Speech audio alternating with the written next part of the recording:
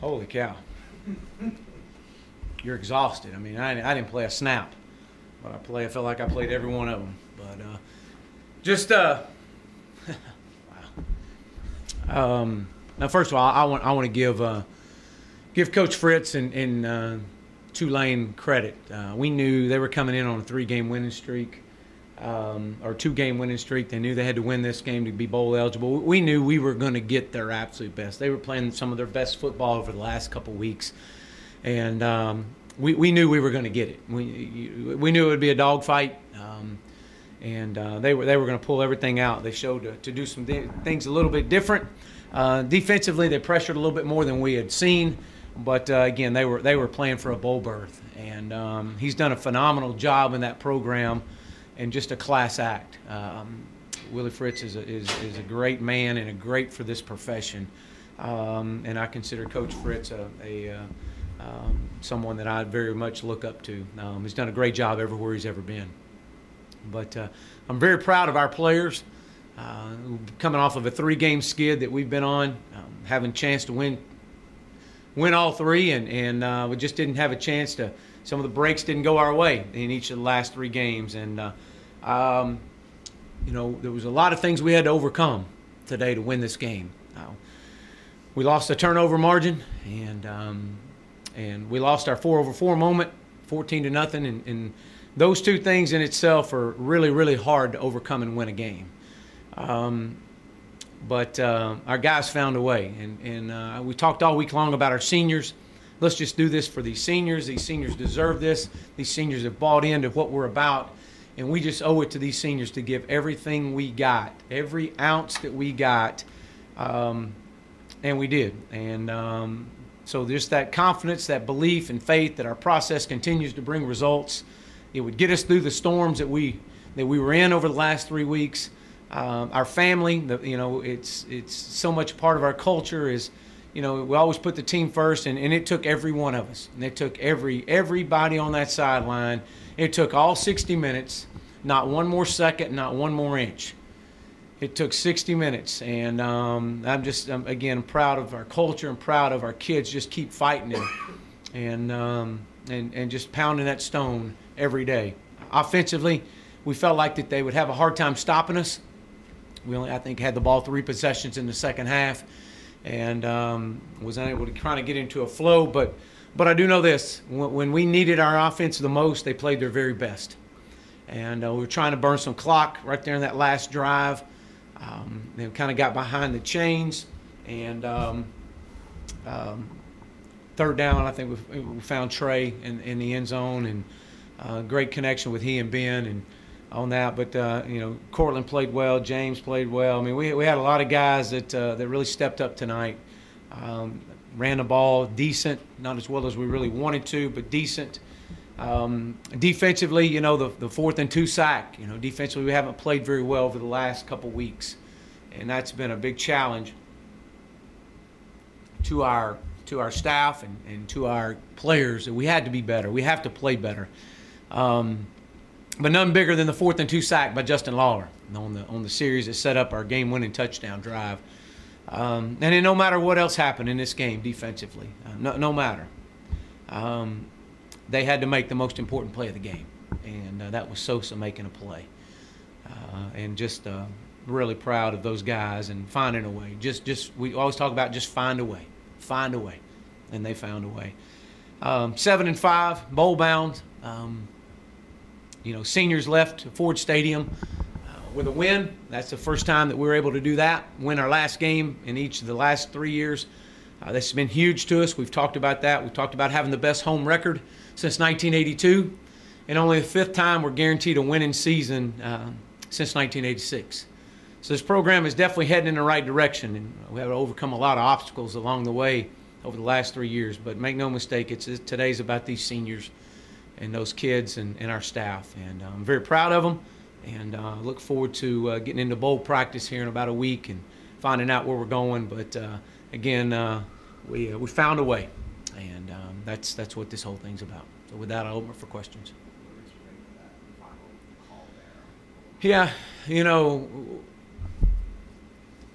Yeah, I didn't get a good look at it. Obviously, the side judge on their sideline actually had the best view. But I also know in those situations like that, if you don't, whichever way it was called, it was going to be hard to overturn. And you know, with the stop and the ball not getting across, and I knew it was going to have to clearly show that the ball crossed before they would review that thing, before they would overturn it. And so at that point, you know, you're just sitting there like everybody else is. You're just you're looking at the screen and trying to find the angles that they could see and not see, but and you hear the crowd reaction, and then, you know, you see the official turn and say that you know, the call will stand. Then at that point, emotions range, and you know, they run through your head, and then you're trying to figure out what was the call that they made. Did they give a touchdown? Did they give a stop? I mean, I mean, everything was just going through your mind, and you know, heck, even right now, I'm worried they're going to come in here and say, hey, we got one more second on the clock, you know, and got to come back out and play it. But you know what? It's yeah, obviously the right call. That's when we have review and replay. But I'm just again, that's a heck of a way to end the game. During that review, are you trying to lobby the officials? What was going through your head? How hard was that waiting period on you? Well, it's tough. You know, I mean, yeah, it's, you know, you just sit there and you're just watching. And I'm talking to the two officials that are beside me, and neither one of them, you know, they said, hey, look, we thought we had him down, and we didn't see anything. They're up for review, and at that point, you don't say anything. You just, you know, you just sit there and just try to take the edge off of it a little bit if you can, you know. But I'm just, again, I'm proud of all these guys, proud of our players and their staff. You talked about how the players wanted to win for the seniors, but apart from that emotional start, you're playing a game where Tulane had bowl eligibility on the line, and you guys were already qualified for a bowl. So how did you maintain and generate that intensity, that emotion that you wanted from your team today? Yeah, it started last Sunday. You know, our poor performance defensively last week, and unable to get the job done at Memphis, and it's carried over for a couple weeks now, and just being able to put it all together. It wasn't about. I mean, it was the message all week long was just the seniors. I mean, let's send these guys out the right way. Let's give them everything they can. Let's pour it out. Let's give our best. And I told them, I shared it with them. I said, you don't have to be the best team in the country today. I just need you to be the best team in Ford Stadium. That's all I need. And in order to do that, we got to be at our best. We have to play. We have to make plays. We have to get off blocks. We have to step up and make plays. And that's what happened. You ran the ball a lot on that final drive for your offense, eating up a lot of clock. Is that at all, you know, have that Navy game in the back of your mind where you left so much time for their offense? Yeah, actually it is. And we actually talked about it on the sidelines. Is that we've got to try to figure a way to milk as much of the clock as we can, and then all of a sudden you got behind the chains on, I think, second down, and second and third down we're behind the chains, and that really that hit us pretty hard. I thought that they did a really good job of utilizing their timeouts because we were going to let the clock go as much as we could. But you know, again, it's two teams that were fighting hard. We knew we were going to get Tulane's absolute best. I mean, they were coming in playing some of the best football that they've played, and we knew that. And we had to have one more point than they did at the end of this thing, and that's what happened. We were able to come away and pull off a great one here at home, and a game that'll be remembered for quite some time. Yeah, I don't know. I don't know what'll come up with that. We'll look at it and see. I know he was devastated, and so hopefully we'll be able to get him back. We'll see. He went out too, and I want to say that it was I don't know if it was concussion or what. It was something along that line. Trey's second touchdown obviously was the game winner, but the first touchdown was the 77-yarder. Was there any value, apart from just the points, was there any value in getting a quick strike in response to Tulane's 57-yarder on the play before? Yeah, there was. We had to get some momentum back. You know, I just didn't. You know, we made a really poor kicking choice.